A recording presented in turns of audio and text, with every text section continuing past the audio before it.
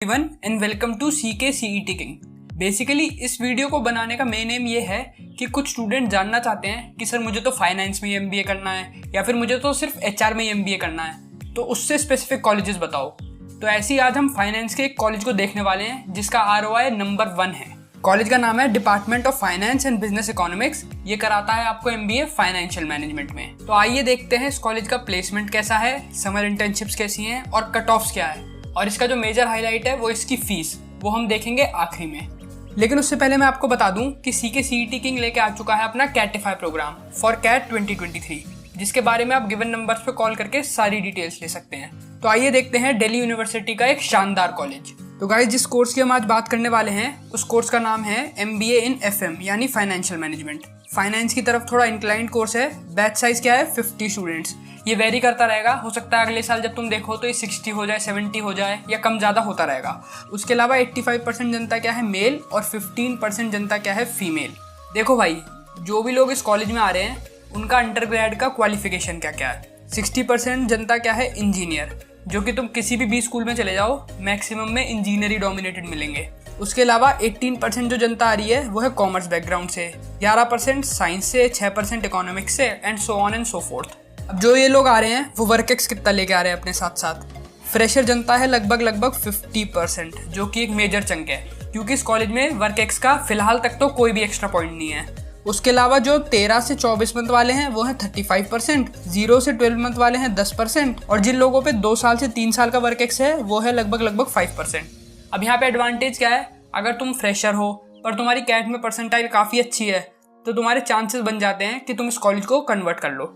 आओ अब देखते हैं इस कॉलेज की प्लेसमेंट्स क्या क्या हैं। तो देखो भाइयों, किसी भी मेजर बी स्कूल का हाईलाइट क्या होता है? उसकी प्लेसमेंट।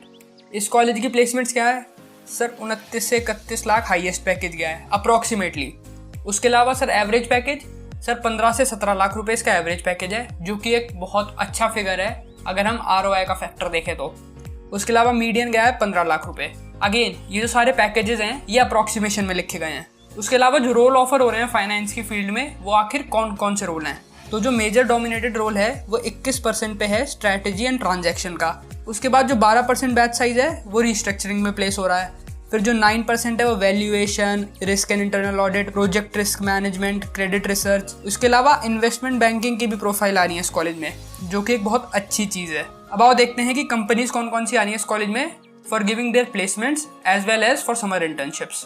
तो कुछ बड़े नाम यहाँ पे मेंशन्ड हैं, जैसे अमेरिकन एक्सप्रेस हो गई, फिर axis bank, CRISIL, Barclays, Credit Suisse, bank of India, bank of America. ये सिर्फ मैंने कुछ सिलेक्टेड नामों को यहाँ लिखा है। अगर वैसे देखा जाए कि कौन कौन सी कंपनियां प्लेसमेंट के लिए आ रही हैं तो फिर ये लिस्ट काफ़ी लंबी होती चली जाती है। आओ अब देखते हैं समर इंटर्नशिप्स कैसी जा रही है इस कॉलेज में। तो अगर समर इंटर्नशिप की बात करें तो जो हाईएस्ट स्टाइपेंड गया है वो अप्रॉक्सीमेटली गया है 1.2 lakhs फॉर 2 months, और एवरेज की बात करें तो वो लगभग 75,000 से 80,000 के बीच में रहा है फॉर 2 months। कंपनीज कौन कौन सी आ रही है समर इंटर्नशिप में ऑफर करने के लिए? HP, Kotak Mahindra, Infosys, ICICI bank, Genpact, i3 consulting, etcetera etcetera. Sir ये सब चीज़ें सुनने में तो अच्छी लगती हैं। अब अगर आप कट ऑफ और इनका सिलेक्शन क्राइटेरिया भी बता देते तो मेरे लिए आसानी हो जाती। तो आओ वो भी देख लो। प्रोसीजर इनका एकदम सिंपल है। पहले तो आपको कैट देना है फॉर प्रेजेंट ईयर। उसके बाद आपका कॉम्पोजिट स्कोर बनाया जाएगा 10th, 12th, कैट और GDI, मतलब जेंडर डाइवर्सिटी के हिसाब से।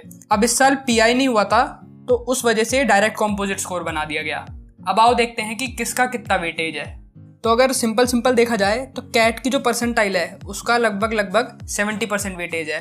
आपके 10th के मार्क्स का 10%, 12th का 10%। अभी जो 12th के मार्क्स लिए जाएंगे ये बेस्ट ऑफ 4 लिए जाएंगे। उसके अलावा आपके मैथमेटिक्स या फिर बिजनेस मैथमेटिक्स में जो कि 12th का एग्जाम हुआ था उसके 2.5% वेटेज है, यानी 2.5%। फिर अगर आप पे कोई ऐसी डिग्रीज हैं जो कि फाइनेंस से रिलेटेड है या मैनेजमेंट से रिलेटेड है, जैसे BBA या फिर कुछ और, तो आपको मिल जाएंगे 5 पॉइंट्स एक्स्ट्रा।